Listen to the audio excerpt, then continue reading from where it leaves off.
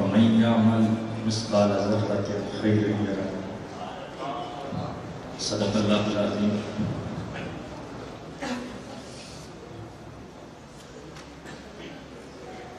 استاد العلماء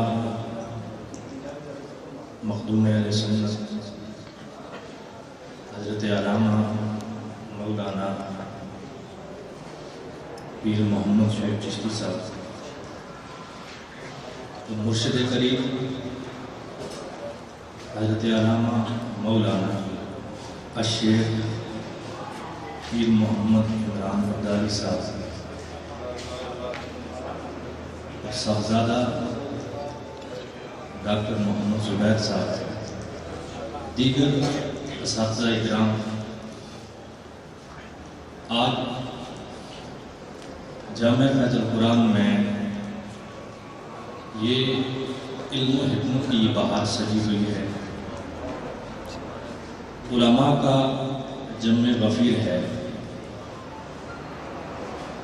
جامع فیض القرآن ایک علمی ادارہ ہے.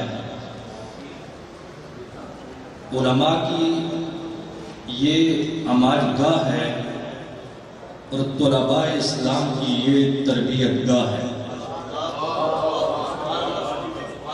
جامعہ فیض القرآن کی بنیاد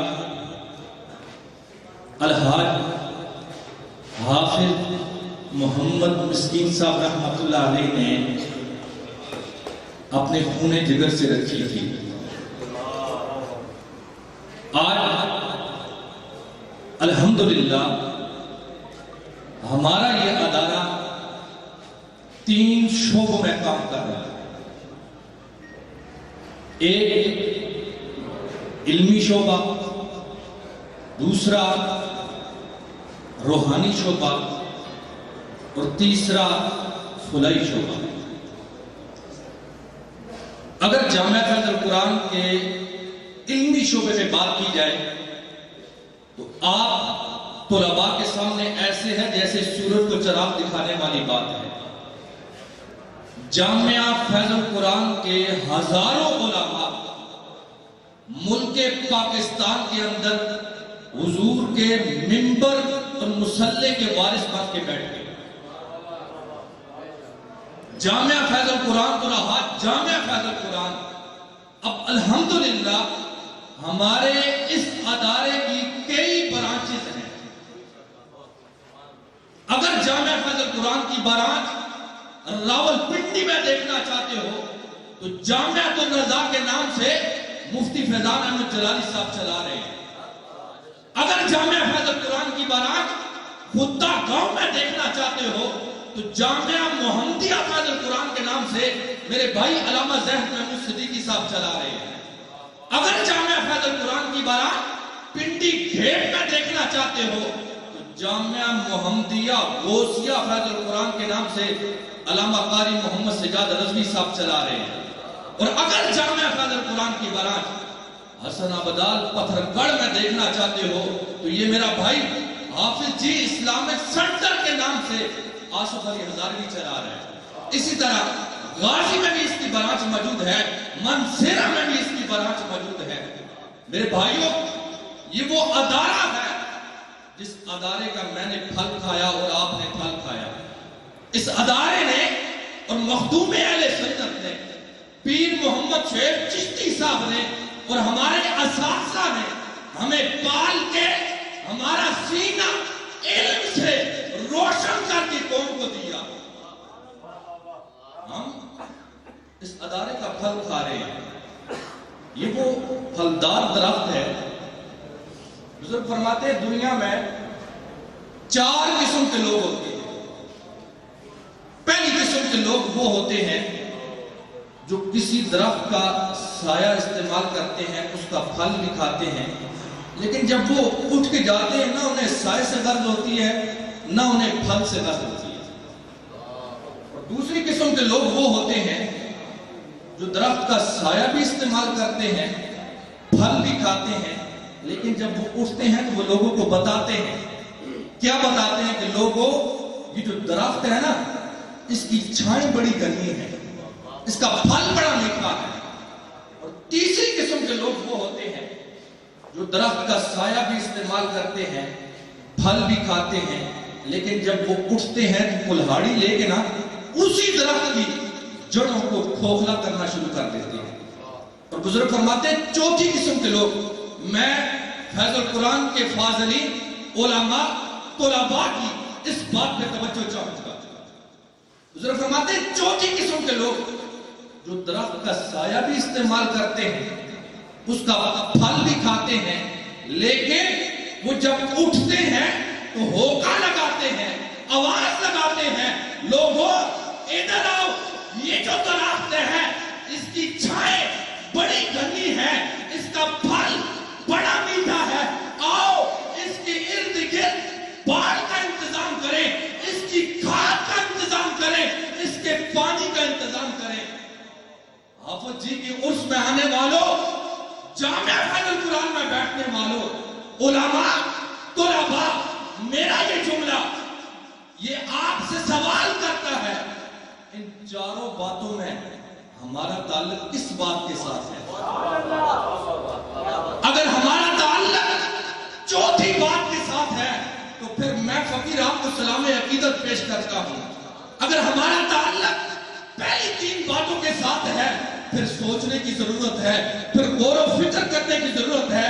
اس لیے اس ادارے سے 9 سال ہم پڑھ کے گئے، لوگ ہماری پیشانی کو چومتے ہیں، لوگ ہمارے ہاتھوں کو چومتے ہیں، لوگ ہمارے جوتے سیدھا کرنا اپنا فخر سمجھتے ہیں۔ ہمیں یہ عزت ملی ہے جامعہ فیض القرآن کی نسبت کی وجہ سے ملی ہے۔ آج لوگ ہماری پیشانی کو چومتے ہیں، آج لوگ ہمارے جوتے سیدھا کرنا اپنا فخر سمجھتے ہیں۔ ہمیں یہ عزت ملی اس وجہ سے، فیض القرآن کی نسبت کی وجہ سے ہمیں یہ مقام ملا، مخدوم اہل سنت پیر محمد شعیب چشتی صاحب کی وجہ سے ہمیں یہ عزت ملی، مقام ملا اس شخصیت کی وجہ سے جس کے ہاتھوں میں نے اپنا ہاتھ دیا۔ میری مراد الشیخ پیر عمران عبدالی صاحب کی وجہ سے ہمیں یہ عزت، یہ مقام ملا ہے تو جامعہ فیض القرآن کے اساتذہ کی وجہ سے ملا ہے۔ اور میں مخدوم اہل سنت کے قدموں پہ ہاتھ رکھ کے اجازت لے کے یہ جملہ بولنا چاہتا ہوں۔ آج جتنے لوگ دینی ادارے چلاتے ہیں نا، دنیا دار ان کو تانا دیتے ہیں، یہ لوگ دین کے نام پہ پیسہ مانگتے ہیں۔ اگر پیسہ اپنی ذات کے لیے مانگا جائے تو خودداری پہ ہاتھ آتا ہے، یہ اچھی بات نہیں۔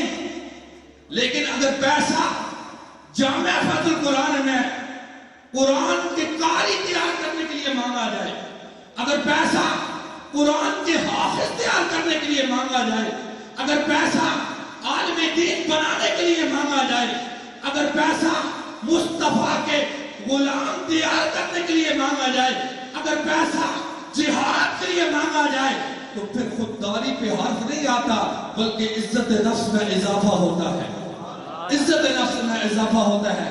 میری آخری بات، میں خراج تحسین پیش کرتا ہوں مخدوم اہل سنت پیر محمد شعیب چشتی صاحب کو، اور میں خراج تحسین پیش کرتا ہوں الشیخ پیر محمد عمران عبدالی صاحب کو، اور میں خراج تحسین پیش کرتا ہوں اس ادارے کے ناظم اعلیٰ حضرت علامہ مولانا عبدالغفور چشتی صاحب کو، اور میں خراج تحسین پیش کرتا ہوں اس شخصیت کو جس نے ہم سب طلباء کو، ہم سب علماء کو، ہم سب فاضلین کو تسبیح کے دانوں کی طرح پرو کے رکھا ہوا ہے۔